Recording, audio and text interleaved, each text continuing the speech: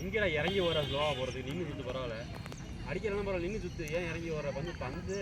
உனக்கு எந்த மனசுல தோணுதோ அது மாதிரி வீசுறாங்க நல்ல பவர் ஆஃபீஸ் மாதிரி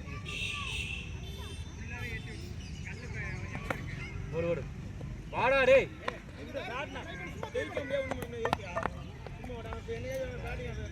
நீ பாட்டுக்கு இறங்கி 4 சிக்கெட் நம்ம ஜெயிச்சு போலாம்டா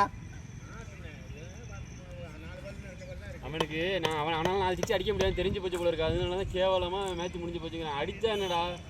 அடிக்க முடியாது ஏன்னா அது 3 பால் முடிஞ்சு வச்சுறான் ஒரு